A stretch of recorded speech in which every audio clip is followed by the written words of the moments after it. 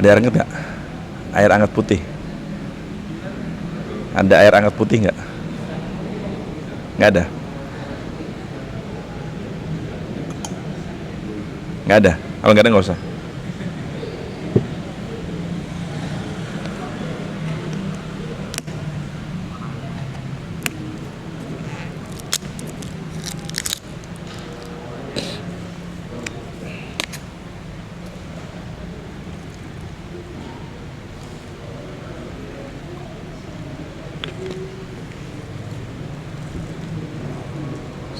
Bismillah.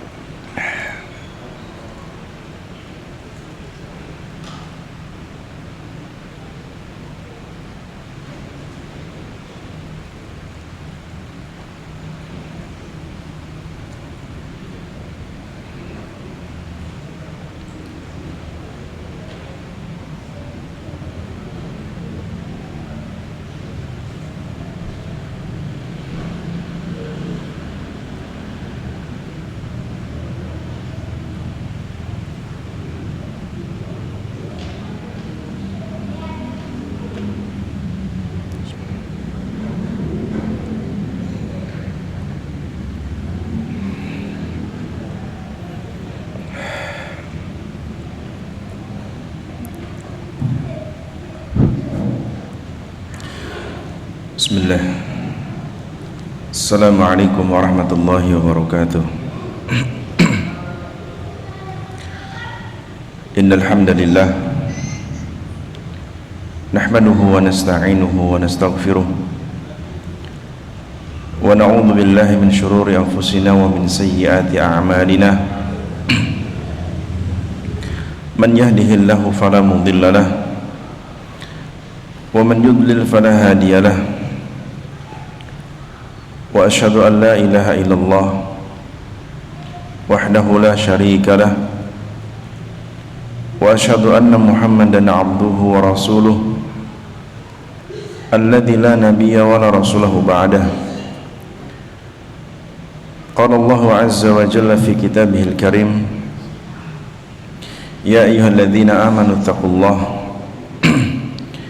ittaqullaha haqqa tuqatih wa la tamutunna illa wa antum muslimun. Ya ayyuhan nasu taqu rabbakumul ladzi khalaqakum min nafsin wahidah wa khalaqa minha zawjaha wa batha minhuma rijalan katsiran wa nisaa'a wattaqullaha alladzi tasaaluna bihi wal arham innallaha kana 'alaikum raqiba. Ya ayyuhalladzina amanu taqullaha wa qulu qawlan sadida yuslih lakum a'malakum wa yaghfir lakum dhunubakum wa man yuti'illaha wa rasulahu faqad faza fawzan 'azima. Fa inna asdaqal hadithi kitabullah wa khairal huda huda Muhammadin sallallahu alaihi wasallam wa syarral umuri muhdatsatuha fa inna kulla muhdatsatin fid dini bid'atun wa kulla bid'atin dhalalah wa kulla dhalalatin fin nar. Allahumma shalli wa sallim wa barik ala asyrafil anbiya'i wal mursalin nabiyyina wa rasulina Muhammadin sallallahu alaihi wasallam. Para jemaah yang semoga Allah merahmati perjumpaan kita di kesempatan malam hari ini di pengajian rutin bersama saya, membahas tema yang saya susun, yaitu hidup mulia di atas ilmu agama. Dan terakhir kita membahas tentang tafadulu al-a'mal baina ashabin Nabi SAW, bahwa di antara para sahabat satu sama lain memiliki keutamaan masing-masing di sisi Allah Subhanahu wa taala. Dan saya nyatakan sudah selesai pembahasan itu, Insya Allah di kesempatan malam hari ini kita masuk pada pembahasan tentang ijma'ul ummah ala adalati sahabah radhiyallahu anhum, tentang kesepakatan umat akan adalahnya sahabat. Kesepakatan umat tentang adalahnya sahabat, yang mungkin materi ini tidak terlalu panjang. Yang setelah materi ini selesai, kita masuk pada pembahasan tentang ma'rifatut tabi'in, mengenal generasi tabi'in. Para jamaah rahimani rahimakumullah, saya sudah sering menyinggung bahwa di antara akidah Ahlussunnah wal Jamaah yang disepakati oleh para ulama, anna ashaban Nabi sallallahu alaihi wasallam kulluhum udul, bahwasannya para sahabat Nabi itu udul. Apa itu udul atau apa itu adalah? Secara bahasa adalah dari kata adalah ya'dilu, yang kita artikan bahasa kita adil atau sikap adil. Sikap adil. Dan adalah sendiri secara bahasa yang disebutkan oleh Ibnu Mandzur dalam kamusnya mengatakan al-adlu minan nas, adlu minan nas, keadilan dari manusia itu al-mardiyyu qauluhu wa hukmuh. Manusia yang adil adalah manusia yang diridhoi ucapannya dan hukmuhu atau ketentuan hukumnya atau sikapnya. Wa rajulun adlin, wa rajulun adlun ay ridha muqniun bis syahadah.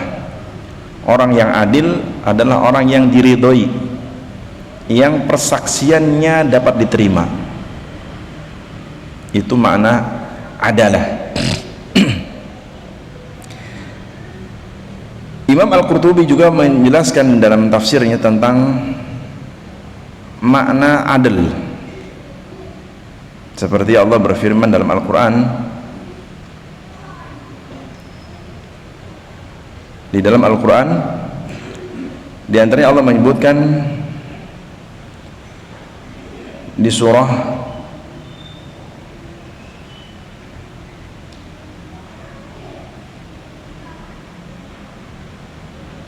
di surah At-Talaq ayat kedua,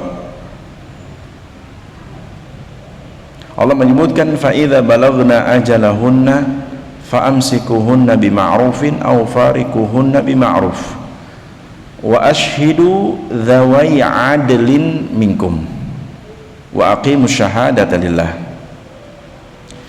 Di ayat ini atau potongan surah At-Talaq ayat kedua, Allah menyebutkan tentang persaksian orang yang adil. Dan ini masalah perceraian. Allah menyebutkan fa idza balagna ajaluhunna fa amsikuhunna bima'ruf. Maka apabila mereka telah mendekati akhir iddah, maksudnya wanita-wanita yang dicerai suaminya mendekati akhir masa iddahnya, akhir menunggu kelanjutan pernikahannya, rumah tangganya. Kemudian para suami, artinya suami-suami yang menceraikan istrinya dan istrinya ada pada masa iddah. Masa iddah itu masa menunggu keputusan suami, atau masa iddah itu masa seorang wanita yang jatuh talak padanya menunggu keputusan finish suaminya. Apakah suaminya betul-betul akan memisahkannya atau baikan? Itu masa iddah atau baikan. Sehingga di masa iddah ini apa? Satu kesempatan bagi suami untuk berpikir, menentukan apakah rumah tangganya akan diteruskan atau disudahi. Itu hikmah masa iddah. Yang kedua juga masa iddah ini untuk menentukan apakah pada rahim si istri itu ada janin atau tidak, supaya betul-betul apa, tidaklah iddah selesai kecuali wanita ini telah terbebas dari ikatan pernikahan dengan mantan suaminya, juga telah terbebas pada rahimnya tidak ada janin. Itu hikmah masa iddah. Dan hikmah tadi yang disebutkan pertama, bahwa juga sebagai bentuk berfikirnya suami untuk melanjutkan rumah tangganya apa tidak. Allah menyebutkan dalam ayat ini, fa'amsikuhunna bima'ruf aw farikuhunna bima'ruf. Di masa iddah itu seorang suami berfikir untuk tetap mempertahankan rumah tangganya dengan cara yang baik, atau memisahkan istrinya dengan cara yang baik pula. Kemudian kata Allah, wa ashhidu dzawai adlim minkum, wa ashhidu dzawai adlim minkum, maka persaksikanlah dengan dua orang saksi yang adil di antara kamu. Artinya ketika si suami betul-betul hendak memisahkan istrinya, datangkan dua orang saksi bahwa dia telah menjatuhkan cerai kepada istrinya dan telah habis masa iddahnya, dan telah habis masa iddah atau akan habis masa iddahnya. Datangkan dua orang saksi. Ya Allah sebutkan saksi yang mana? Dzawai adlin, saksi yang memiliki sifat adil. Nah, tentang masalah sifat adil di ayat ini, tentang sifat adil atau kriteria laki-laki yang dijadikan sebagai saksi yang adil, Imam Al-Qurtubi dalam tafsirnya menyebutkan laki-laki yang adil itu, kata beliau, yakni minal adlil mardiyyi dinahum wa salahihim, yaitu laki-laki yang diridhoi agamanya. Artinya orang ini orang soleh, bukan orang yang nggak sholat. Dzawai adil, orang yang adil. Dan ketentuan adil itu ada pada agama Allah. Artinya laki-laki itu atau seorang saksi tadi orang yang salahun fi dinihim, orang yang baik agamanya, ya, baik agamanya termasuk baik persaksiannya. Artinya tidak ada pada diri orang tersebut tertuduh suka berbohong. Sehingga suami-suami yang hendak menceraikan istrinya dan betul-betul akan memutuskan pernikahannya, datangkan dua orang saksi bahwa dia telah menjatuhkan cerai istrinya kepada istrinya dan telah akan habis masa iddahnya, yang dia betul-betul akan memisahkannya. Datangkan dua orang saksi yang Allah sebutkan, dzawai adlim minkum, dua orang saksi di antara kalian yang adil. Wa aqimus syahadata lillah. Dan Allah menyebutkan di kelanjutan ayatnya, kata Allah, wa aqimus syahadata lillah, dan tegakkan persaksian itu karena Allah, jangan karena dibayar. Karena nggak mungkin laki-laki yang adil untuk menjadi saksi belum dibayar, ya, buat pura-pura demi cuan, tidak. Nah, maka kata Imam Al-Qurtubi, makna adil adalah laki-laki yang atau seseorang yang baik agama dan akhlaknya. Ini secara bahasa tentang masa apa? Masa makna adil atau dikenalkan adalah keadilan. Atau juga Allah menyebutkan mimman tardawna minasyahadah. Nah, dalam ayat yang ini disebutkan mimman tardawna minasyahadah. Contohnya di ayat atau di surah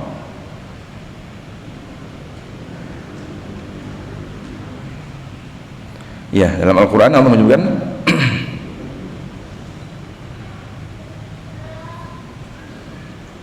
di surah Al-Baqarah, ya, ada juga di surah Al-Baqarah tentang masalah adil di sini.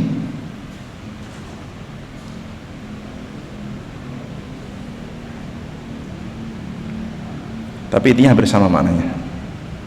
Tapi ada sedikit perbedaan, tapi hampir sama maknanya. Intinya bahwa adil itu adalah orang yang baik dalam agama dan akhlaknya, termasuk lisannya itu diridhoi. Artinya orang yang didatangkan saksi itu orang-orang yang memang lisannya lisan yang bijak, yang tidaklah berucap kecuali ilmu. Itu orang yang adil. Dan itu secara makna bahasa.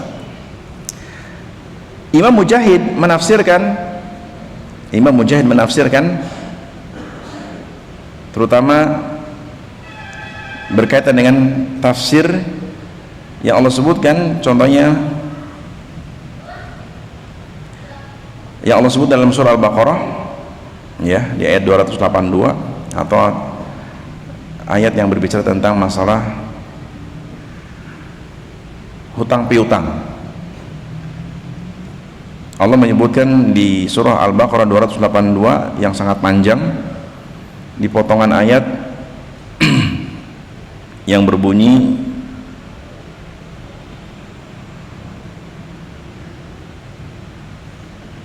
mimman tardawna,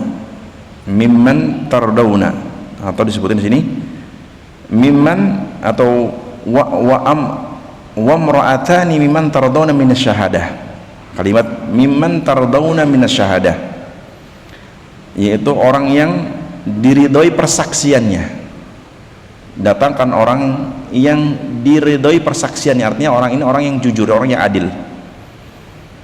Nah, Imam Mujahid, salah seorang ulama tabi'in, mengatakan maksud mimman tardawna minasyahadah, mendatangkan orang yang diridhoi persaksiannya. Beliau mengatakan ai adlani harrani musliman. Maksud dua orang yang didatangkan untuk menjadi saksi, yang persaksian yang diridhoi adalah adlan, dua orang yang adil, dua orang yang memang baik agamanya. Harrani muslimani, dua orang ini selain baik agama dan akhlaknya, persaksiannya juga harran, dua orang ini bukan seorang budak, artinya orang yang merdeka. Artinya tidak bisa didatangkan dua orang saksi dari kalangan budak, itu tidak diterima. Tahu budak? Orang yang tidak memiliki kemerdekaan dirinya. Seperti zaman dulu, zaman sahabat, ada budak seperti Bilal bin Rabah, sebelum dimerdekakan dia seorang budak, tidak memiliki kemerdekaan, sehingga bekerja untuk apa? Majikannya, dan dia tidak diupah, itu budak. Nah, penafsiran dari Imam Mujahid, yang dimaksud mimman tardawna minasyahadah, mendatangkan dua orang saksi yang diterima persaksiannya, adalah maksudnya adlan, dua orang laki-laki yang adil. Harran, yang dia merdeka, bukan seorang budak. Musliman, dan dia seorang muslim. Artinya tidak diterima jika dia kafir, tidak diterima dan tidak disifati orang kafir itu adil. Orang kafir itu tidak disifati adil. Maka jangan cari keadilan pada orang kafir, karena Allah tidak mensifati orang kafir itu adil. Yang ada orang kafir zalimun, seperti Allah berfirman dalam surah Al-Baqarah sebelum ayat kursi. Ayat kursi ayat berapa?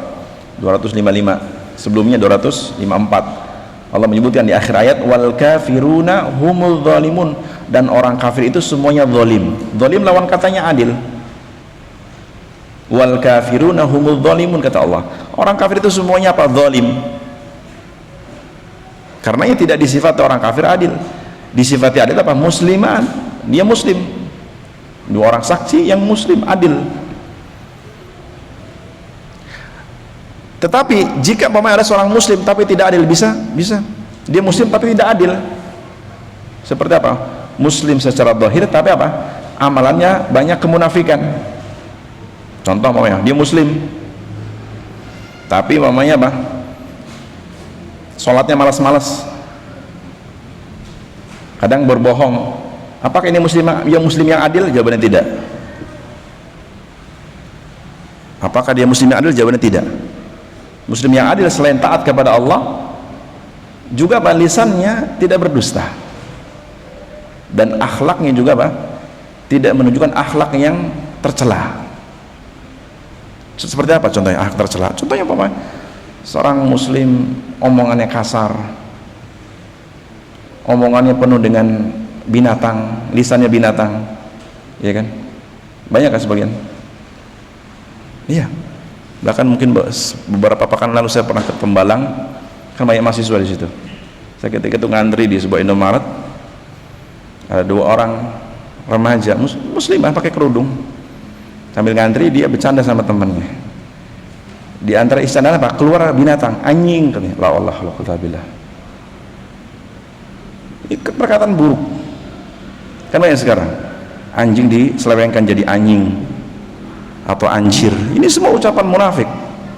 Artinya jika seorang muslim lisannya, hiasan lisannya seperti itu, laisa adlan, laisa muslim adil, bukan muslim yang adil, maka tidak pantas didatangkan menjadi seorang saksi. Tidak pantas didatangkan menjadi seorang saksi. Nah, ini penjelasan para ulama tentang makna adil itu sendiri, tentang makna adil. Sekarang apa yang dimaksud adil secara syar'i tentang adilnya para sahabat? Kalau tadi makna adil secara bahasa, sekarang secara istilah yang setelah ini kita bahas, adilnya ada pada para sahabat itu apa, dari sisi apa? Ulama ahlul hadis menyebutkan definisi adil secara syar'i. Qala ulama'ul mustalahil hadis, para ulama ahli hadis mustalah hadis mengatakan tentang definisi adil, yaitu an yakuna musliman balighan aqilan saliman min asbabil fisqi wa khawarimul muru'ah. Kata ulama mustalahul hadis, ulama-ulama yang faham tentang ilmu hadis, mereka mendefinisikan makna adil secara syar'i an yakuna musliman. Adil itu orang yang muslim, seorang yang muslim, musliman. Balighan, dia baligh, telah baligh. Aqilan, dia berakal. Yang keempat, saliman min asbabil fisqi, selamat dari sebab-sebab kemunafikan. Yang kelima, wa khawarimul muru'ah, selamat dari khawarimul muru'ah. Khawarim itu apa? Khawarim adalah sesuatu yang tercela dari kehormatan dirinya. Khawarimul muru'ah, yaitu makna bahasa kita itu apa? Orang yang tidak menjaga kehormatan dirinya. Seperti apa contohnya orang yang tidak menjaga kehormatan dirinya? Seperti mamanya keluar dengan membuka aurat, paham? Buka aurat, dia terbiasa. Mamanya laki-laki muslim, tapi keluar pahanya apa? Lututnya, pahanya kenampak. Seperti orang main bola, itu khawarimul muru'ah. Dia tidak menjaga kehormatan dirinya. Perempuan, apalagi sebenarnya perempuan tidak berhijab, itu orang yang tidak menjaga kehormatan dirinya. Nah, di sini kata ulama mustalahul hadis mengatakan definisi adil itu yang pertama tadi apa? Muslim, dia seorang muslim. Karena tidak disifati adil dari orang kafir tadi kan. Dan ini sepakat oleh para ulama. Orang yang kafir tidak ada sifat pada mereka adil, tidak ada. Yang disifati adil dia seorang muslim. Yang kedua, balighan, dia seorang yang baligh. Tahu baligh? Apa baligh? Bukan baligh, baligh. Baligh itu apa? Telah nampak pada dirinya tanda-tanda kedewasaan. Kalau laki-laki ditandai dengan mimpi basah, tumbuhnya kumis, jenggot, bulu ketiak, bulu kemaluan. Kalau laki-laki jakun, itu baligh pada laki-laki. Kalau pada wanita apa? Menstruasi, apalagi? Berbentuknya tubuh, buah dada, pinggul. Ini pada wanita. Jika ada tanda-tanda ini pada anak laki-laki maupun perempuan, maka dia telah balik, atau salah satu dari tanda-tanda itu, maka balik. Berarti sebelum masuk ini dia tidak dikatakan adil. Memang anak-anak yang masih main-main gitu kan, dia tidak disifati apa? Orang yang adil. Kenapa? Belum balik. Makanya cenderung anak yang belum balik itu gimana tingkah lakunya? Tidak terkontrol, kan gitu. Jangankan yang belum balik, yang sudah balik aja kadang-kadang nggak terkontrol. Apalagi yang belum balik gitu. Yang sudah balik aja kan nggak terkontrol. Kenapa? Karena jahilan terhadap agama. Iya kan? Kejahilan terhadap agama menyebabkan tingkah lakunya nggak terkontrol. Nah, yang ketiga apa tadi? Akilan, dia berakal. Apa lawan katanya akal? Orang yang berakal lawan katanya apa? Gila. Artinya jika ada seorang muslim kemudian gila, diterima atau dikatakan dia muslim yang adil? Tidak. Gimana mungkin dia adil sedangkan dia gila, tidak berfungsi akalnya? Muslim, baligh, akil. Kemudian yang keempat, Tadi apa? Saliman min asbabil fisq, selamat dari sebab-sebab kemunafikan. Apa di antara ciri seorang itu terjangkiti kemunafikan? Munafik atau istilah nifak. Munafik itu orangnya, nifak itu perbuatannya, nifak. An-nifaq qisman, kemunafikan itu ada dua. Yang pertama nifaq i'tiqadi. Nifaq i'tiqadi maksudnya nifaq atau kemunafikan berupa keyakinan. Siapa mereka? Yaitu orang-orang yang pura-pura masuk Islam padahal kafir. Artinya hatinya itu kafir tapi lisannya mengaku muslim. Ini munafik i'tiqadi. Nah, munafik i'tiqadi ini apa? Lebih parah dari orang kafir.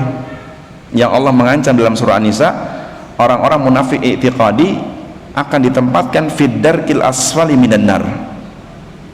Allah menyebutkan ancaman terhadap orang munafik, terutama munafik i'tiqadi, munafik yang tadi pura-pura beriman padahal hatinya kafir, dan lebih dahsyat, lebih bahaya dari orang kafir. Karena kalau orang kafir jelas batin zahirnya menampakkan kekafiran. Kalau orang munafik i'tiqadi batinnya kafir tapi casingnya menampakkan apa? Keislaman. Nah, Allah mengancam orang munafik i'tiqadi dalam surah An-Nisa ayat ke-145, innal munafiqin fid darkil asfali minan nar. Sesungguhnya orang-orang munafik, yaitu munafik i'tiqadi yang pura-pura masuk Islam, pura-pura beriman, Allah mengancam mereka ditempatkan fid darkil asfal, di paling dasarnya neraka. Fid darkil asfali minar, ditempatkan di paling dasar neraka jahanam. Walan tajid lahum nasira, dan tidak akan kau dapati dari orang-orang munafik ini seorang penolong pun di hari kiamat. Nggak bisa. Ini munafik i'tiqadi, lebih bahaya dari apa? Kafir. Yang kedua, nifaqul amali. Nifaqul amali adalah kemunafikan berupa amalan. Artinya dia muslim, tapi amalannya amalan kemunafikan. Apa di antara ciri kemunafikan? Kata Nabi, alamatul munafik salasah. Ciri orang-orang terjangkiti kemunafikan itu 3 di antaranya. Idza hadatsa kadzaba, kalau berbicara sukanya bohong. Ada gak muslim yang kalau bicara bohong? Kalau ada, maka dia muslim yang terjangkiti kemunafikan. Apakah dia murtad? Tidak, dia tidak murtad, dia masih muslim, cuman amalannya amalan kemunafikan. Kenapa? Karena berdusta itu sifatnya orang muslim apa orang kafir? Orang kafir. Berdusta itu sifatnya orang kafir, bukan muslim. Seperti Allah menyebutkan dalam Al-Quran tentang orang kafir di surah Al-An'am, umpamanya apa? Wa innahum lakadzibun, wa innahum lakadzibun. Allah mensifati orang kafir contohnya dalam surah Al-An'am di ayat ke-28. Orang-orang kafir ketika mereka di hari kiamat pengen dikembalikan ke dunia, pengen bisa beramal, beriman. Kata Allah, bal badalahum ma kanu yukhfuna min qabl. Sebenarnya mereka menampakkan sesuatu yang mereka sembunyikan dulu. Itu apa? Kekufuran. Walau ruddu, sekiranya orang-orang kafir betul-betul dikembalikan ke dunia ini, apakah betul-betul mau beriman, mau beramal soleh? Kata Allah, la'adu limanhu anhu, yang ada pasti akan kembali kepada kekafirannya. Orang-orang kafir kalau betul-betul dikembalikan ke dunia dalam artian atau mau mati dipanjangkan umurnya, apakah betul-betul mau beriman? Kata Allah, kalau dikembalikan, yang ada Pak, la'adu limanhu anhu, pasti kembali kepada kekafirannya. Kenapa? Nah, di akhir ayat Allah sifati mereka, wa innahum lakadzibun, karena orang kafir itu pendusta. Allah mensifati orang kafir apa? Lakadzibun, betul-betul pendusta. Karenanya berdusta sifatnya siapa? Orang kafir. Nah, jika ada seorang muslim berdusta, maka terjangkiti kemunafikan. Idza hadatsa kadzaba, jika berbicara dia berdusta. Wa idza tumina khana, jika dia dikasih amanah khianat. Wa idza ahada ghadara, jika berjanji melupakan. Jika 3 ini ada pada seorang muslim, maka dikatakan muslim munafik. muslim secara zahir tapi amalannya munafik. Nah, di sini menunjukkan bahwa jika ada seorang muslim tapi ada pada dirinya sifat-sifat munafik, maka tidak dikatakan muslim yang adil. Tidak dikatakan muslim yang adil. Artinya orang muslim seperti apa? Nggak kepake persaksiannya, nggak dipakai. Muslim, betul muslim, tapi nggak kepake. Kenapa? Karena lisannya apa? Berdusta. Ada sebab-sebab kemunafikan pada dirinya, maka tidak terpakai, tidak diambil persaksiannya. Jangankan yang seperti ini, jika ada seorang muslim mamanya, kemudian dia melaporkan kepada seorang hakim, si fulan berzina mamanya. Ada seorang muslim mamanya melihat saudaranya muslim berzina, dia lapor kepada kejaksaan atau pada hakim, wahai hakim, si fulan berzina. Nah, hakim ini apakah langsung menerima? Tidak. Syarat laporan muslim tadi mengatakan si fulan berzina atau si fulan berzina harus mendatangkan apa? 4 orang saksi. Jika si muslim tadi yang betul-betul dia melihat momen yang dilaporkan berzina, kemudian dia betul-betul matanya melihat si fulan memasukkan senjatanya kepada si fulanah, betul-betul dia melihat matanya, tapi masalahnya dia tidak bisa mendatangkan 4 orang saksi. Dia tidak bisa mendatangkan 4 orang saksi. Apakah hakim menerima laporannya? Tidak. Tidak diterima laporannya, meskipun dia melihat, tapi tidak ada yang menguatkan laporannya dari 4 orang saksi. Nah, muslim yang seperti ini selain tidak diterima laporannya, setelah itu tidak akan diterima persaksiannya bentuk apapun. Bahkan tidak hanya itu, dicambuk 80 kali sebagai bentuk melaporkan sesuatu dari saudara yang muslim tapi tidak bisa mendatangkan 4 orang saksi, dan setelah itu tidak diterima persaksiannya. Ini yang betul-betul melihat. Lantas bagaimana yang biasa berdusta? Tidak akan diterima persaksian mereka. Nah, sebab-sebab menafikan. Yang kelima tadi apa? Khawarimul muru'ah, terhindar dari khawarimul muru'ah, terhindar dari akhlaknya yang tercela. Contohnya apa? Contoh tadi mamanya muslim tapi apa? Lisannya kotor. Muslim tapi lisannya kotor, dalam artian ucapannya itu keluar banyak hewan ternak atau binatang, anjing, apalagi yang kasar-kasar, babi. Di hiasan lisan itu binatang, anjing, babi, kecoa umpamanya. Maka muslim yang seperti apa? Muslim yang tidak menjaga kehormatan dirinya. Mamanya muslim kencing di pinggir jalan, di situ orang lewat banyak. Muslim, dia muslim tapi kencing di pinggir jalan, atau turun dari mobil di pinggir jalan sucer ngencingi bannya sendiri, tapi ini itu pinggir jalan. Dia muslim tapi muslim apa? Muslim yang tidak menjaga khawarimul muru'ah, tidak menjaga kehormatan dirinya. Maka muslim seperti ini tidak diterima sebagai muslim yang adil dan tidak disifati muslim yang adil. Makanya tadi kata para ulama ahlul hadis, seorang dikatakan adil, muslim, balik, akil, terhindar dari sebab-sebab kemunafikan, dan yang kelima terhindar dari sebab-sebab khawarimul muru'ah, dari akhlak atau yang tidak menjaga kehormatan dirinya. Itu definisi yang disebut oleh para ulama tentang laki-laki yang adil. Sekarang apa definisi adil pada sahabat Nabi? Definisi adil pada sahabat Nabi. Para ulama berpendapat as-sahabatu kulluhum udul. Udul itu jamak dari adil ya. Udul itu jamak dari adil. Adilun adilani udul. Jadi para sahabat semua adalah orang-orang yang adil. Nah, kalau kita definisikan dengan definisi mustalahul tadi ulama mustalah hadis, berarti jika dikatakan para sahabat adalah orang-orang yang adil, berarti apa? Para sahabat orang-orang yang terjaga keislamannya, yang mereka balik, berakal, apalagi terhina dari sebab-sebab kemunafikan, dan yang kelima apa? Terhina dari khawarimul mur'ah, dari akhlak tingkah laku yang buruk. Itu para sahabat.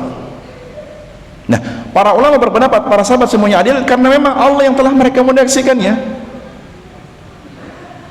Para ulama berpendapat semua para sahabat adil karena yang merekomendasikannya Allah Rabbul Alamin. Dan kita sering bahas ayatnya, radhiyallahu anhum wa radwan, dalam surah Al-Bayyinah ayat terakhir, atau di surah At-Taubah ayat 100, wasabiqunal awwalun minal muhajirin wal ansar walladzina tabauhum bi ihsan. Ya, radhiyallahu anhum wa radwan. Allah mensifati para sahabat seluruhnya, mereka generasi yang adil. Nah, konsekuensi dari keyakinan yang disebut oleh para ulama bahwa para sahabat itu semuanya adil, artinya tidak berlaku istilah dalam ilmu ruwatul hadis itu jarh wa ta'dil. Artinya tidak ditimbang sahabat itu amanah apa tidak, enggak. Sahabat itu jujur apa tidak, tidak dibahas seperti itu. Kenapa? Karena Allah dan Rasul telah mentazkiyah mereka, telah membersihkan sifat-sifat buruk dari diri para sahabat. Dan ini juga disebut oleh Imam Ibnu Katsir, menyebutkan bahwa anna ashaban Nabi sallallahu alaihi wasallam kulluhum udul, bahwasanya para sahabat Nabi semuanya adil. Maka ketika membahas riwayat hadis mamanya tentang innamal a'malu binniyat, siapa perawinya? Dari sahabat. Perawi dari sahabat mamanya apa? Umar bin Khattab. Ya. Dan dari tabi'in mamanya disebutkan, contoh kita baca ambil contoh tentang mengaplikasikan tentang adilnya para sahabat, terutama dalam pembahasan ilmu hadis.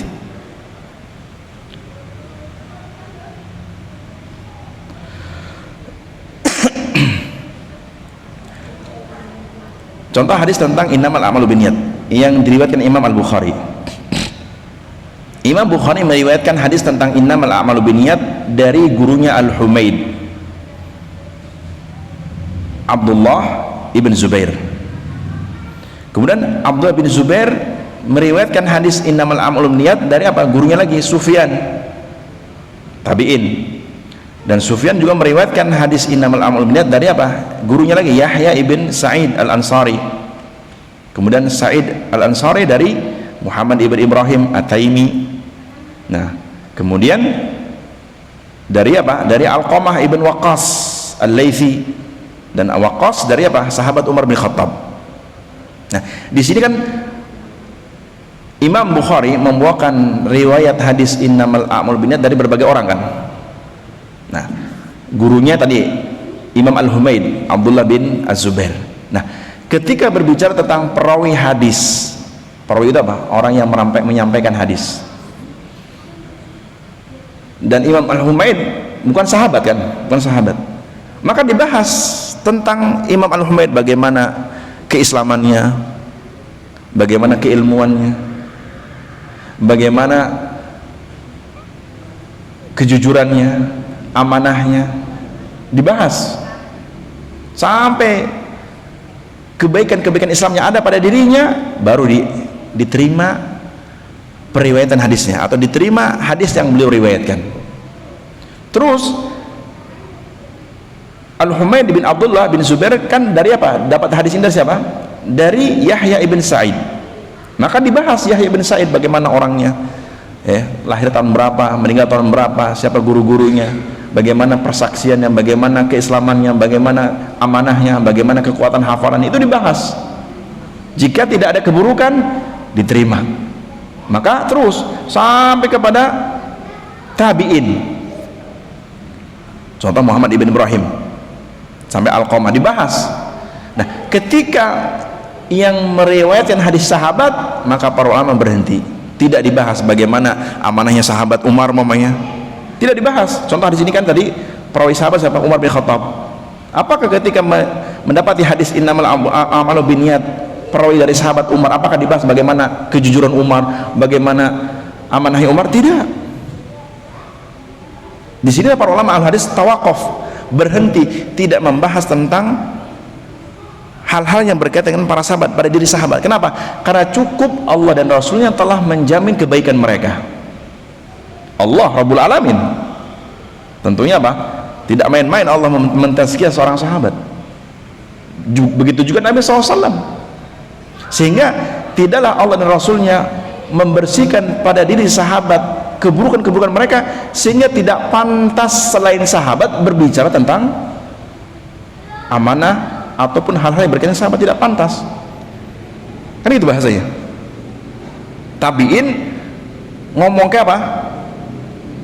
Sahabat tentang kejujurannya, bahasanya nggak level.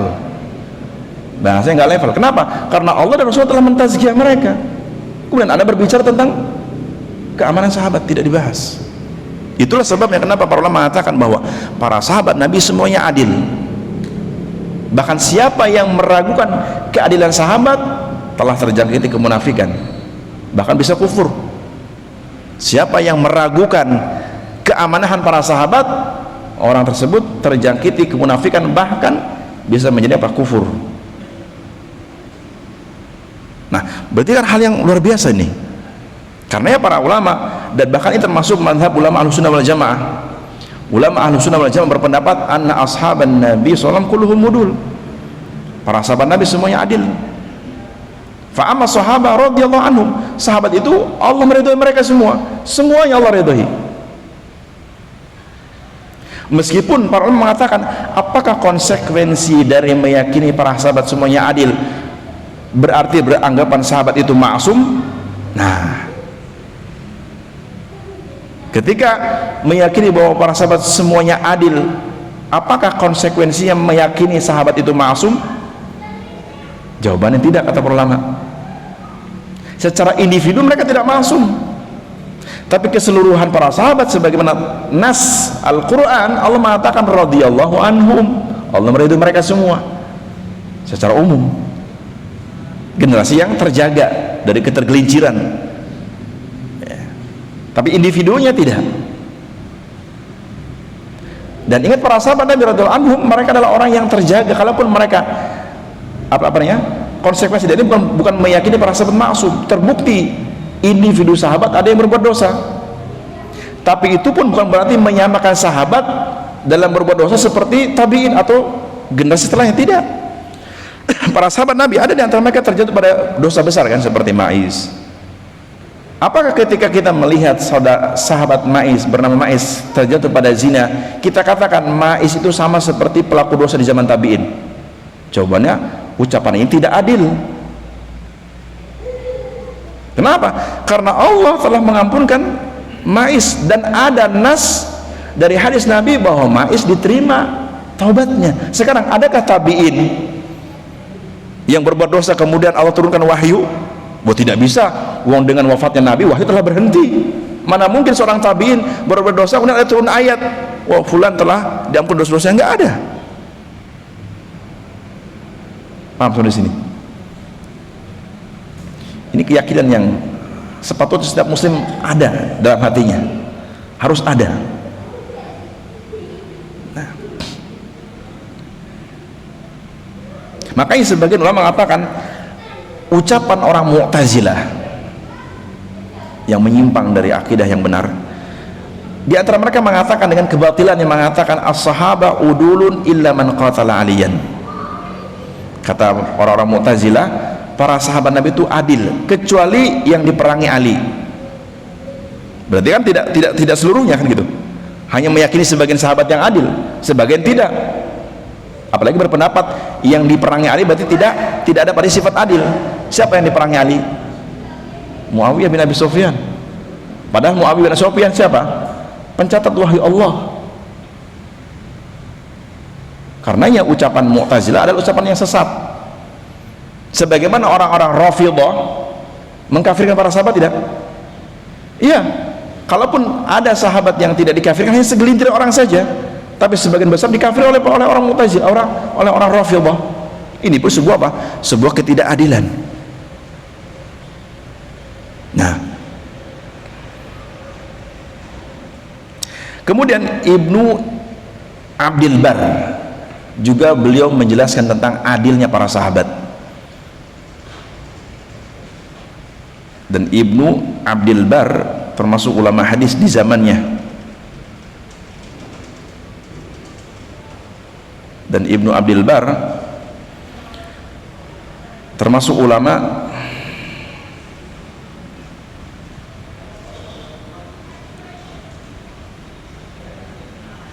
yang perhatian terhadap para sahabat Nabi, maksudnya menyusun kitab tentang para sahabat Nabi.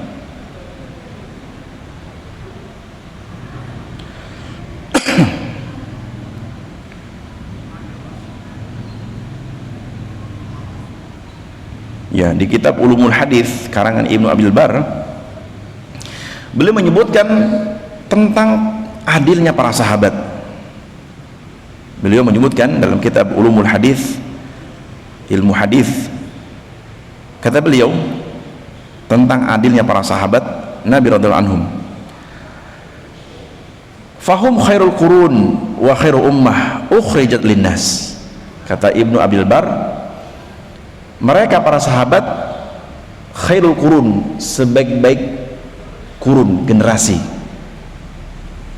Para sahabat itu, kata Abdul Bar, khairul qurun, sebaik-baik generasi, wa khairu ummah, dan sebaik-baik umat Nabi Muhammad. Landasan ucapan Ibnu Abdul Bar, apakah ada landasan hadisnya atau landasan dalilnya? Ada hadis Nabi di mana Nabi mengatakan khairun nasi qarni, dan ini pernah kita bahas dalil-dalil ini. Khairun nasi qarni, sebaik-baik manusia adalah yang hidup di zamanku. Siapa? Sahabat kan? Ucapan Nabi khairun nas, sebaik-baik manusia, ini satu bahasa kita apa? Satu statement tentang kebaikan para sahabat, tidak? Iya. Satu pernyataan bahwa Nabi menyatakan para sahabat sebaik-baik manusia. Maka ucapan Ibnu Abdul Bar juga mengatakan khair fahum as-sahabatu fahum khairul qurun, mereka sebaik-baik manusia pada zamannya. Bahkan wakhir ummah, sebaik-baik umat dari umat Nabi Muhammad. Ukhrijat linnas, di mana Allah mengeluarkan umat Nabi Muhammad kepada manusia sebaik-baik umat. Dan sebaik-baik umat dari umat Nabi Muhammad para sahabat. Dan kita pernah bahas di pembahasan sebelum-sebelumnya bahwa umat yang menjadi saksi dakwahnya Nabi Nuh siapa? Saya pernah bahas di kajian ini insyaallah. Hadis dari Imam Ahmad yang cukup panjang, bahwa di hari kiamat Allah akan bertanya kepada Nabi Nuh, apakah kau telah mendakwahi umatmu? Nabi Nuh mengatakan, qad adaituha ya Rabb, aku telah menunaikan amanah dakwah kepada manusia. Dan Allah berkata, man yushahiduka, siapa yang menjadi saksi? Siapa yang menjadi saksi bahwa engkau wahai Nuh telah menyampaikan dakwah kepada manusia? Apa jawaban Nabi Nuh ketika itu? Pernah saya bahas Allah di pengajian ini. Jawaban apa? Ummatu Muhammadin. Kata Nabi Nuh, yang menjadi saksi aku telah mendakwahi manusia kepada tauhid adalah umatnya Nabi Muhammad. Lihat, padahal bertemu nggak bahasanya? Kita bertemu dengan Nabi Nuh nggak bertemu kan? Ya nggak ketemu. Tapi ada nggak alasan, sebab alasan kenapa Nabi Nuh dalam hadis dari Imam Ahmad mengatakan bahwa yang menjadi saksiku tentang dakwah adalah umat Nabi Muhammad? Apa yang disebabnya? Turunnya Al-Quran. Turunnya Al-Quran menjelaskan bagaimana Nabi Nuh berdakwah, menjadi keyakinan kita, tidak? Iya, bahkan Allah jelaskan dalam Al-Quran, ada nama surah namanya surah Nuh, iya kan itu? Dan Allah menjelaskan dalam surah Nuh bagaimana gigihnya Nabi Nuh mendakwahi umatnya. Qala rabbi inni da'autu qaumi laila wa nahara falam yazidhum du'ai illa firara. Allah menyebutkan dalam Al-Quran, yang Al-Quran kita baca, dibaca oleh umat Nabi Muhammad, dan Allah menceritakan bagaimana gigih Nabi Nuh berdakwah kepada umatnya 950 tahun, sampai dikatakan dalam ucapannya, dan Allah abadikan dalam Al-Quran surah Nuh, qala rabbi, wahai Rabbku, inni da'autu qaumi laila wa nahara, ya Rabbku, sungguh aku mendakwahi umatku itu setiap siang dan malam, siang dan malam. Falam yazidhum du'a illa firara. Tapi umatku yang kudakwahi untuk beriman, yang ada makin menjauh. Dan kita paham, dari mana kita paham tentang bagaimana gigihnya dakwah Nabi Nuh? Al-Quran. Maka kita bersaksi, demi Allah, Nabi Nuh adalah orang yang gigih dalam berdakwah. Dan kita tahu, yakin kenapa? Karena Allah Rabbul Alamin yang menceritakan dalam Al-Quran, kitab yang dzalikal kitabul la raiba fih hudal muttaqin. Dan kisah-kisah para nabi dan terdahulu bagi kita yang beriman, petunjuk nggak? Petunjuk. Kisah-kisah umat terdahulu seperti umat Nabi Nuh, Allah kisahkan dalam Al-Quran, dan kita membacanya dan kita meyakini bahwa ini cerita bukan cerita fiksi, ini cerita nyata, cerita yang tidak ada keraguan sedikit pun, cerita yang tidak ada tambahan-tambahan sedikit pun, karena Allah Rabbul Alamin yang menceritakannya. Dan kita sangat yakin, karena lihat argumen ataupun penjelasan Ibnu Al-Bar tentang para sahabat Nabi adalah sebaik-baik umat dan menjadi umat terbaik yang Allah keluarkan. Artinya apa? Umat Nabi Muhammad, terutama para sahabat adalah umat yang sepanjang sejarah yang paling baik dari umat-umat yang ada adalah para sahabat Nabi. Bahkan para mengatakan, bukankah setiap nabi itu ada sahabat? Ya kan? Setiap nabi itu ada sahabat nggak? Ada, yaitu orang-orang yang beriman kepada Rasul tadi kan. Seperti Nabi Isa, orang-orang yang beriman kepada Nabi Isa dikatakan hawariyun. Pertanyaannya, apakah hawariyun yang beriman kepada Allah dan kepada Nabi Isa, kebaikan mereka seperti sahabat Nabi radhiyallahu anhum? Tidak sama sekali. Apa maksudnya? Kebaikan para sahabat Nabi kepada Nabi Muhammad tidak sama seperti orang-orang hawariyun dalam mentaati Allah dan Nabi Isa, tidak.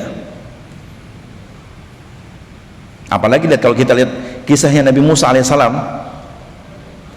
setelah dikejar oleh Fir'aun di Laut Merah, iya kan, dikejar Fir'aun di Laut Merah sampai akhirnya apa? Allah menenggelamkan Fir'aun di Laut Merah kan. Kemudian baru aja orang-orang yang beriman bersama Nabi Musa alaihissalam kan baru selamat. Contoh di surah namanya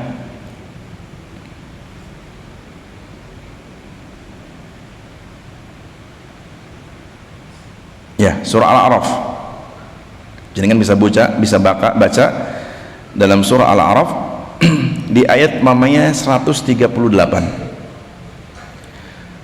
Wajawazna bi bani Israil al-bahra fa'ataw ala qaumin ya'kufuna ala asnamin lahum. Perhatikan tadi, yang dikejar Fir'aun di Laut Merah itu siapa? Nabi Musa dan siapa? Bani Israel. Yang mana? Yang beriman kan?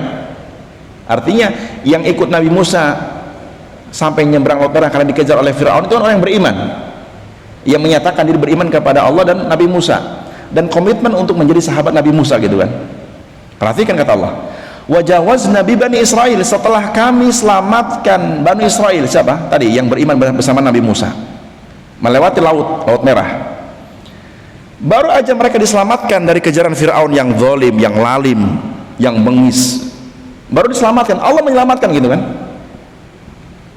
Yang sebelumnya ketika mereka sampai terpojok di Laut Merah, mereka bingung mau lari kemana, pasti kita binasa. Allah mewahyukan kepada Nabi Musa untuk memukul tongkatnya kan. Dan mereka apa? Artinya apa?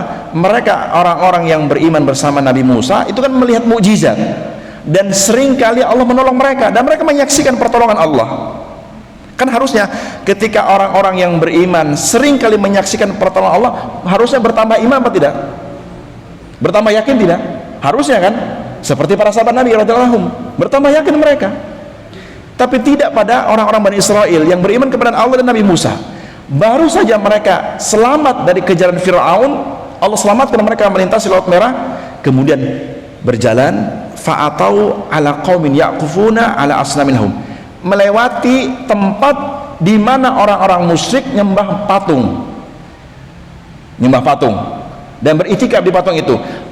Bagaimana respon orang-orang Bani Israel yang beriman kepada Musa? Apa permintaannya? Qalu ya Musa, wahai Musa, ij'al lana ilahan kama lahum alihah. Wahai Musa, coba bikinkan buat kami sesembahan sebagaimana orang-orang itu punya sesembahan. Lihat gimana ini otaknya orang-orang Bani Israil ketika itu. Mereka baru diselamatkan, Allah yang menyelamatkan mereka dari kejaran Fir'aun, dan mereka beriman. Tapi kok ketika melihat orang-orang musyrik nyembah patung, dia pengen juga punya patung. Kan luar biasa. Bahasanya adabnya tidak, adab dari keimanannya tidak seperti para sahabat Nabi. Ya. Qalu ya Musa, wahai Musa, ij'al lana ilahan, wahai Musa, buatkan buat kami sesembahan kama lahum alihah, sebagaimana mereka itu orang musyrik punya sesembahan. Lah lantas selama ini dia nyembah Allah, apa Allah bagi mereka? Kan gitu.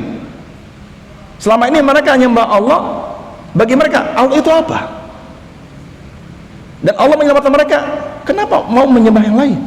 Kan luar biasa. Sehingga apa respon Nabi Musa ketika mendengar permintaan orang-orang Bani Israil yang beriman dengannya? Qala innakum qaumun tajhalun, kalian tuh kaum yang bodoh. Lihat, Nabi Musa menyatakan kepada siapa? Kepada sahabat-sahabatnya, karena permintaan yang di luar keimanan. Kata Allah sebagaimana ucapan Nabi Musa, qala innakum qaumun tajhalun, kalian tuh kaum yang bodoh. Baru aja diselamatkan, baru ditolong sama Allah, kok mau berbuat kesyirikan? Kan luar biasa. Karena dia melihat Allah menolong mereka, memberi pertolongan, menyelamatkan dari kejaran Fir'aun. Baru aja selamat, lihat orang berbuat kesyirikan, iri. La ilaha illallah. Karena ya orang-orang yang menjadi sahabat-sahabat para nabi terdahulu tidak seperti para sahabat Nabi terhadap Nabi Muhammad SAW. Tidak sama. Sehingga ucapan Ibnu Abdul Bar mengatakan bahwa para sahabat itu khairu ummah ukhrijat linnas, mereka sebaik-baik umat untuk manusia seluruhnya.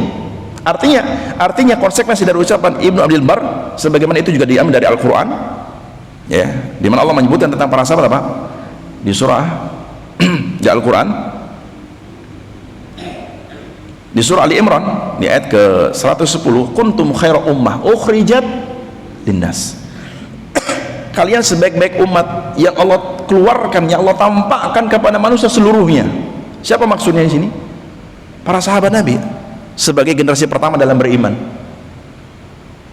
Artinya kata para ulama, sepanjang sejarah kehidupan manusia, manusia terbaik atau sahabat-sahabat terbaik bagi nabinya hanya para sahabat Nabi terhadap Nabi Muhammad SAW. Tidak ada sebelumnya dan tidak akan ada setelahnya. Apa maksudnya?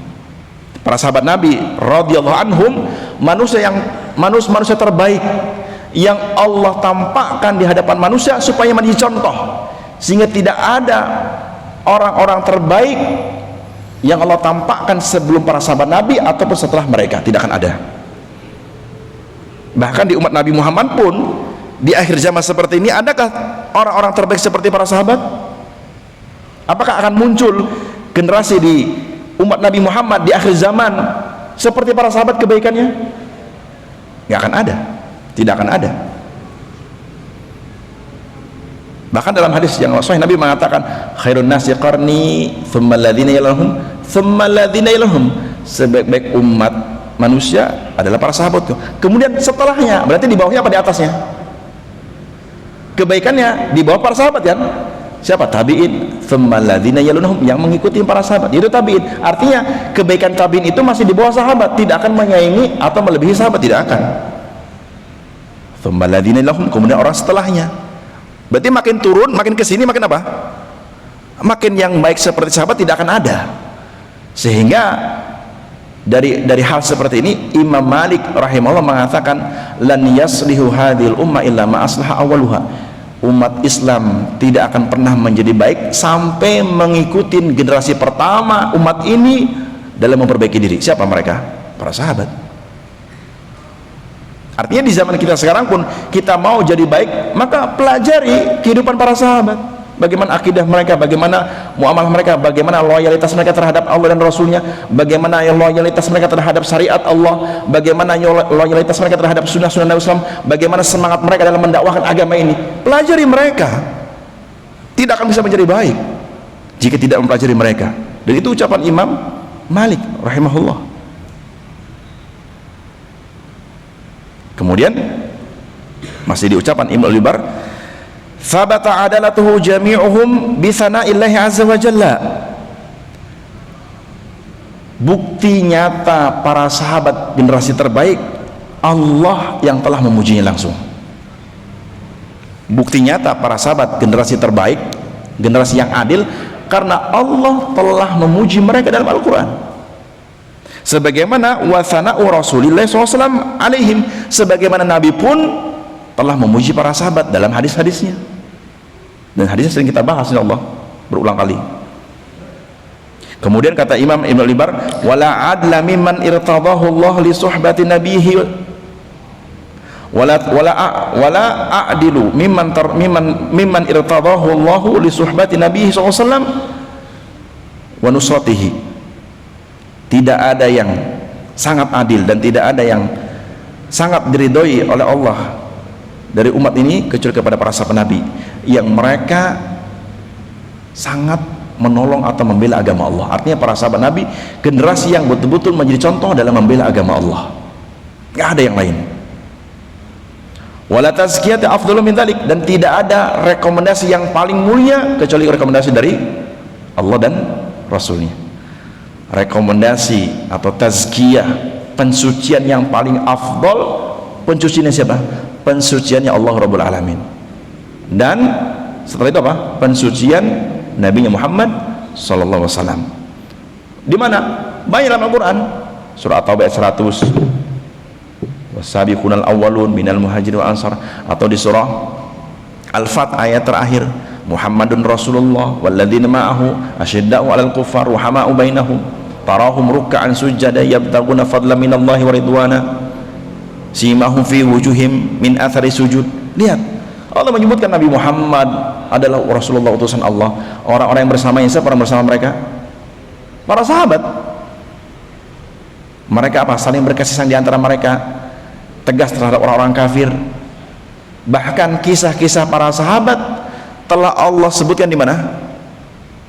Dalam Taurat dan Injil. Kisah Nabi Muhammad, kisah kebaikan Nabi Muhammad dan para sahabatnya, Allah telah menceritakan dalam Taurat dan Injil. Ketika Allah menceritakan kebaikan Nabi dan para sahabatnya dalam Taurat dan Injil, Nabi dan para sahabat sudah ada belum di dunia ini? Belum kan? Iya. Ketika Taurat turun kepada Nabi Musa, terus Injil turun kepada Nabi Isa, apakah para sahabat Nabi dan para sahabat sudah ada terlahir? Kan belum. Tapi ternyata kisah Nabi Muhammad dan para sahabatnya dalam kebaikan mereka telah Allah ceritakan dalam Taurat dan Injil. Menunjukkan luar biasa kan gitu. Makanya kenapa orang-orang ahlu kitab secara umum mereka tahu ciri-ciri kenabian di akhir zaman, tahu. Kenapa? Karena telah disebutkan ilmunya dalam kitab Taurat dan Injil. Cuman masalahnya ketika datang Rasul yang dimaksud ternyata bukan dari kalangan Bani Israel. Kan gitu. Sehingga hasad. Nah, hasadnya orang-orang kitab menjadikan dia sombong sehingga tidak mau beriman kepada Nabi Muhammad. Hasad min indi anfusihim. Karena mereka menginginkan Rasul penutup itu apa? Dari kalangan Bani Israel. Ternyata bukan. Dari kalangan apa? Dari apa? Dari anak pamannya, sepupunya. Siapa? Di keturunan Nabi Ismail kan gitu. Nabi Ismail kan saudara siapa? Saudaranya Ishak. Saudara seayah beda ibu kan. Kan ayahnya siapa? Nabi Ibrahim. Nabi Ibrahim punya istri. Pertama siapa? Sarah. Sarah nggak punya anak gitu kan. Dihadiahkanlah budak wanita yang bernama Hajar, dinikahin Nabi Ibrahim. Kemudian punya anak, dikasih nama Ismail. Terus Sarah pun hamil, lahir anak laki-laki namanya apa? Ishak. Ishak punya anak, diantaranya Nabi Yakub. Nah, Nabi Yakub selama hidupnya dipanggil Israel, dan ternyata anak keturunan dari Nabi Ishak atau anak keturunan dari Nabi Yakub yang paling banyak itu dari Nabi Yakub, atau keturunan Nabi Ishak yang paling banyak itu dari Nabi Yakub. Karena istrinya banyak, anak yang banyak, sehingga anak keturunan Nabi Yakub dikatakan Banu Israel. Dan memang setelah kenabian Nabi Yusuf dan Binyamin, terutama yang menjadi nabi apa? Ya Rasul apa? Yusuf alaihi salam dan juga Binyamin, tidak ada dari keturunan Nabi Yakub yang menjadi nabi kecuali Nabi Yusuf dengan Binyamin. Setelahnya nabi-nabi dan rasul itu dari cucu dan Nabi Yakub selain dari Yusuf dan Binyamin, dan banyak menjadi nabi. Sehingga mereka berbangga dengan kenabian mereka, meskipun mereka juga membunuh para nabi di antara mereka. Allah sebut dalam Al-Quran bahwa orang-orang Bani Israil juga selain mereka diberikan kelebihan, diberikan banyak kelebihan dan diberikan keistimewaan mereka rata-rata menjadi nabi, juga keburukannya mereka membunuh nabi-nabi di antara mereka. Kan gitu. Dan mereka berharap rasul penutup juga dari kalangan mereka. Ternyata Allah berkehendak lain. Penutup itu apa? Dari anaknya atau saudaranya apa? Nabi Ismail. Masih saudara gitu kan? Akhirnya tidak mau. Makanya dalam surah As-Saff ayat 9, ayat 6, di surah As-Saff ayat 6 Allah menyebutkan bagaimana Nabi Isa diutus untuk meneruskan dakwah Nabi Musa. Wa idh qala Isa ibn Maryam ya bani Israil inni rasulullah ilaikum musaddiqan lima baina yadayya minat Taurah wa mubasysyiran bi rasulin ya'ti min ba'di ismu Ahmad. Kata Allah, ingat ketika Nabi Isa bin Maryam diutus oleh Allah kepada kaum Bani Israel. Yang sebelumnya siapa rasulnya? Musa kan? Allah mengutus Nabi Isa kepada kaum Bani Israel. Yang hakikatnya Nabi Isa pun masih ada keturunan dari Bani Israel, cuman tidak punya ayah gitu kan. Tapi kan ibundanya siapa? Maryam. Apa Maryam? Siapa? Ibunda Nabi Isa apa? Maryam. Dari keturunan Pak Imran, dan Imran dari Bani Israel. Dan ibunda Nabi Isa apa? Maryam.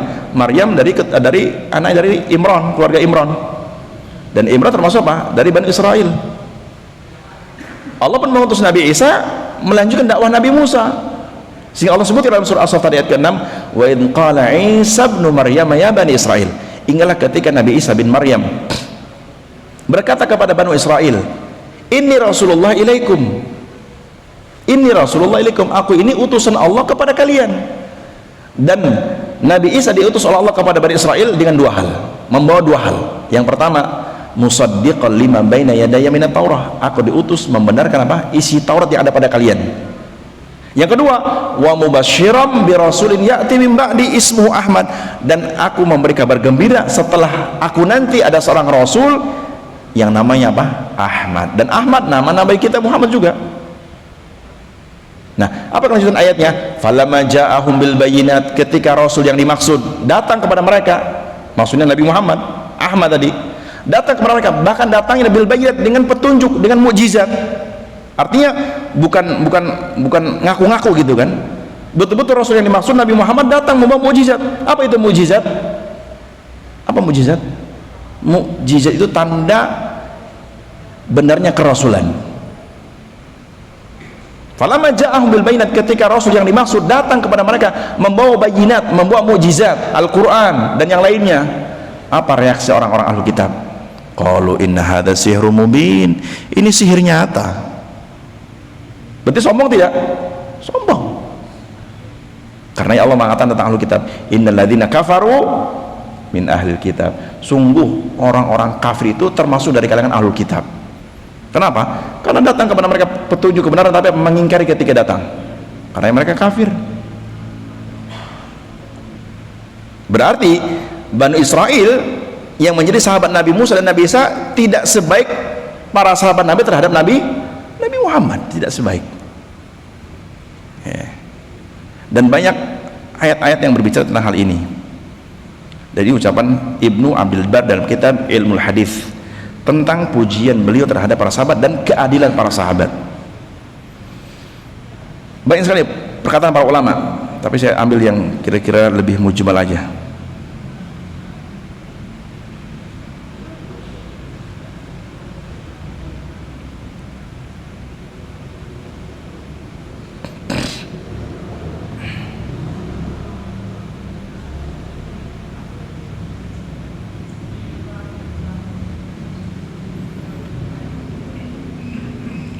Tapi para jamaah yang Allah Subhanahu wa taala, itu diantara penjelasan para ulama tentang adalatus sahabah, dan diantara bentuk keyakinan terhadap adalatus sahabah, maka tidak pantas bagi kita merendahkan atau menurunkan sedikit pun salah satu atau sebagian atau seluruh dari sahabat kedudukan mereka. Tidak boleh. Bahasanya apa? Tidak boleh meremehkan atau mencibir atau merendahkan kedudukan salah satu atau sebagian di antara sahabat, tidak boleh. Maka kita bahas di kesempatan sebelumnya tentang hak-hak para sahabat. Di antara hak para sahabat terhadap kita, menjaga lisan, jangan sampai berbicara tentang keburukan para sahabat. Dan cukup bagi kita ketika kita mendapati perselisihan di antara para sahabat, para ulama memberikan jawaban, tilka ummatun qad khalat laha ma kasabat wa lakum ma kasabtum wa la tusaluna amma kanu ya'malun. Para sahabat adalah generasi yang telah berlalu, laha ma kasabat, apa yang mereka perbuat mereka akan menuai di sisi Allah. Dan ternyata Allah banyak memuji para sahabat. Wa lakum ma kasabtum, apa yang kalian perbuat kalian juga akan menuai hasil di hari kiamat. Maka ketika di umat ini, di zaman sekarang ada orang yang menyepelekan sahabat, maka perbuatan menyepelekan sahabat menjadi hisab di hari kiamat. Iya, sama seperti orang Rafidhah, orang Syiah yang merendahkan para sahabat, maka perbuatan ini akan menjadi hisab besar di hari kiamat. Terlebih sahabat generasi terbaik. Wala tus'aluna amma kanu ya'malun, dan kalian tidak akan ditanya oleh Allah tentang perbuatan para sahabat, tidak akan tanya. Yang ditanya tentang sikap kita terhadap para sahabat. Sekali lagi, kita tidak akan ditanya oleh Allah tentang perbuatan sahabat. Jangankan sahabat, saya, Anda tidak akan ditanya perbuatan orang lain. Sahih?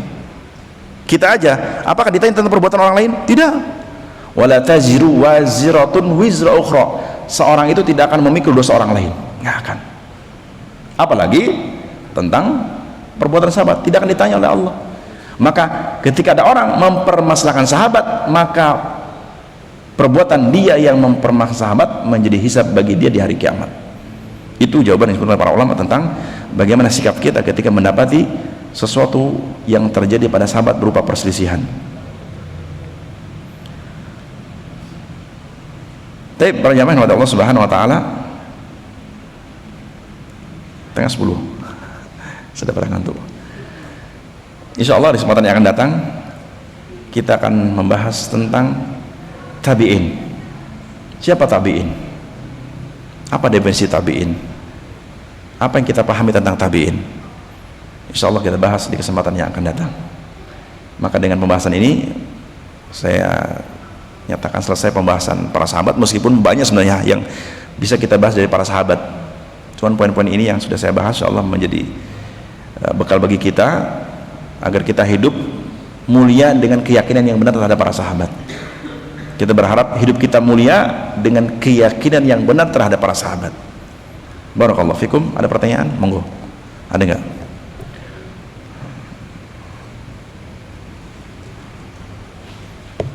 Ada? Sudah pada ngantuk ya? Malam yang syahdu. Hujan terus dari tadi sore. Tapi alhamdulillah semoga yang hadir tetap diberi semangat, dan insya Allah hadirmu ke pengajian meskipun hujan, rintik-rintik, bahkan mungkin deres, insya Allah tidak akan Allah sia-siakan. Tapi tetap menjaga ikhlas ya, tetap menjaga ikhlas, karena ikhlas merupakan syarat amalan tidak akan sia-sia. Ketika tidak ikhlas maka sia-sia gitu. Sudah malam ngantuk, hujan, sampai ke masjid ngerosulullah ya sudah sia-sia, nggak dapat apa-apa. Sebagaimana orang puasa hanya menahan lapar, minum, tapi masih ghibah, masih namimah, masih maksiat, ya sudah tidak dapat pahala, hanya dapat dahaga dan lapar. Paham ya? Baik, kita cukupkan insyaallah. Sekali lagi kita bahas di kesempatan yang datang berkaitan dengan tabi'in. Siapa tabi'in? Insyaallah di kesempatan yang akan datang. Subhanakallahumma bihamdik asyhadu an la ilaha illa anta astaghfiruka wa atubu ilaik. Assalamualaikum warahmatullahi wabarakatuh.